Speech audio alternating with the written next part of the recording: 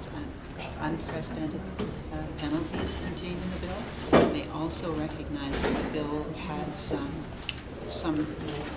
the other aspects of the bill that don't touch on teacher bargaining will allow government again to abrogate its responsibility for adequately funding public education. There is no accountability in terms of class size. There's no accountability in terms of providing programs for students with special needs. And the bill, from their point of view, the teachers, the school teachers of British Columbia, will make the work even harder next year in terms of meeting every individual's individual need. You got significantly more. Do you support the idea of a levy on teachers to raise funds for strike funding, raise funds, financial funds for the fight to make it? Those decisions are made by the members, and there was two recommendations before the members, one for both the fee increase and one for a levy, so those were reconciled, and that decision will be again brought out as we report out of this meeting. Now, you clearly got a lot more votes than Mr. Gunther, but he did get 238 delegates supporting him. What are you going to do to try to bring those people closer to you? As I said in my tiny little speech there, when I accepted the vote result, is I think we're coming together. There's a coalescing of the members in terms of what actions the members want to take, and there's a lot of debate.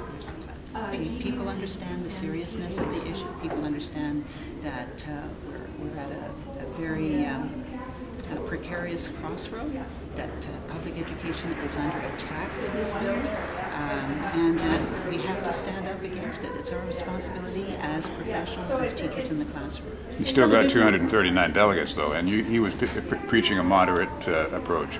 And those 239 delegates all believe that Bill 22 is an onerous, oppressive bill that has not any good for public education. Some of your members say that all 41,000 teachers should have an opportunity to vote in elections for the table officers. Do you agree with that? That's another recommendation that's coming from a local, or a resolution that's coming from a local. There's a lot to be said for both systems. One system here is that delegates get to know the candidates very, over quite a grueling 3-day session, are able to ask questions of the candidates. In a province-wide membership vote, the incumbents have an edge because I have this happening all the time. So the incumbents have an edge in a province-wide vote that they wouldn't have in a delegated vote like we have at an annual general meeting. So, but again, members will decide on that issue as well. The levy might raise funds. I mean, the teachers will be fined, the BCTF will be fined, but as I understand it, individual teachers will face fines if there's a strike, if there's a walkout. How would sort of an individual levy sort of balance it off? I mean, the teachers might provide funds to cover the millions that the BCTF might face, but what about the fines that individual teachers would face? Well, we've tallied up the offense section, and if that offense section was regulated into and implemented, it would, the $475 per month would amount to more than about $20 million. And then on top of that, the 1.3 for the Federation, and so on and so forth, the representatives. So it's not simply the 475, and we haven't made any decisions about what would happen should that offense section come into play.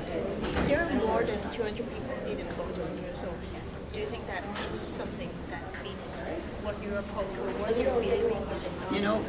We've had, I think, I've been to about 30 annual general meetings, and on any particular issue, there's about a 60-40 split. And it goes back and forth one way or the other. So I think this is pretty traditional for us. It's a pretty traditional split of the vote, and it doesn't mean that we are not united. I think it means that, there's people that we're a democratic organization. Sorry to belabor the point, but individual teachers, I mean, the BCTF has significant financial resources as an organization, but for individual teachers, a starting out teacher, I mean, $400 is a lot of money. It's a lot of money. I mean, for a teacher who's, we know that we know that this bill was intended to break us. There's the nature of the offenses in the bill were intentionally set out to break our union. We know that. There's a lot of determination on the part of every member, all 700 delegates, that this union will survive, because this union is so important in terms of its advocacy for public education. How we address those fines, if in fact they are incurred, if in fact an action plan does incur those fines, those decisions have not yet been made. What are you hearing, though, from people? I mean, as you said, you've obviously heard a lot of resolve from teachers. I got a call at 7 o'clock in the morning from a teacher this morning saying, you know, we need to fight this bill. But we've heard also from a lot of teachers who are actually, as to Ian's point, scared of the thought of incurring fines and of breaking the law. You know, courage does not mean that you're not afraid. Courage means that you face your fears and that you face that kind of precarious situation, and you decide what is the course with the most integrity, what is the course with the most congruent with your beliefs, what is the course that allows you to take your beliefs and express them the best. So it's not without trepidation that people are debating all of these kinds of consequences. Absolutely not.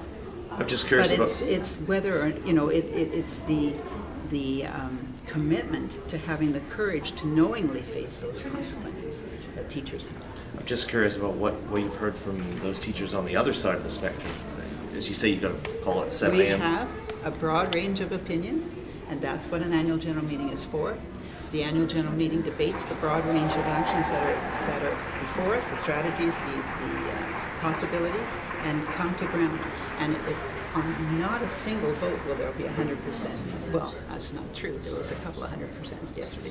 But generally speaking, the votes will range, and a motion will be defeated or carried depending on the majority will, and then we will construct our action plan. I'm just curious about what you individually are actually hearing from teachers I'm hearing saying everything. that. I know that, but in terms of the fear, we've heard about. But I think the majority of teachers are committed to taking action. Absolutely. Any further decisions on a mediator or any names? I mean, we've submitted, I think we've submitted our 2 names. We certainly made the decision that we would submit 2 names. Mr. Kelleher and Mr. Donald? Or? That's right, Ian Donald and Stephen Kelleher. So yes. Those are your picks, those are your official picks? Yes, and we've, I hope, submitted them to the minister. Of course, he's in China, so I don't know when he'll be making that decision or when he'll be receiving other ideas from other groups. So, is that a sign of acknowledging the defeat in a sense? Like if you're submitting names for a mediator, is that a sign that? No, we are doing that kind of on a without prejudice basis, because in our view, the mediation process that is established in the bill is not one that has any integrity. It's skewed. The mediator is constrained to what he will mediate on or she will mediate on. So it's without prejudice to challenge, a legal challenge to that. So I'm not sure I understand. What would, like in layman's terms, like you're doing it means to that hedge your bets, or we're submitting the names as requested, but on the other hand, we are still well, more than concerned. We believe, it's our belief, that the mediation process that's established in the bill is not one that's fair, doesn't establish a level playing ground. It constrains the mediator to simply negotiate on, or mediate, I should say, on the strips that government wants from our collective agreement, and so on and so forth. But then why not just not submit names to say the hell with the whole process? Well, it was a choice we made, and one of the decisions we made by the executive. Not submitting a name may have, well, if we submit names of people that we think could maybe examine the legislation itself. We think somebody of a stature of Stephen Kelleher or Ian Donald would have the stature to be able to look at the legislation itself and determine whether or not that process as contemplated by the legislation is a fair one.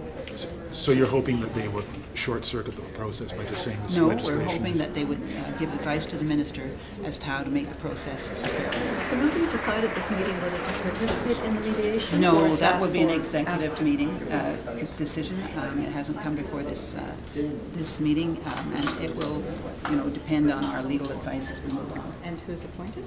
And possibly who's appointed as well. Yeah. So if you walk out, if that is the decision that is made, would that just void them? Like, would you pull those names, or would you just? Say that again? If you walk out, then would you still keep those names in, sort of keep that process going? You know, this is such a fluid and volatile situation. I just make, you know, we make decisions with the information we've got at the moment, and it changes all the time. Changes all the time. So all the time, you know, making different decisions, and sometimes we're going back on decisions that we've already made because we have to. Okay. Thank you very much. Thank you.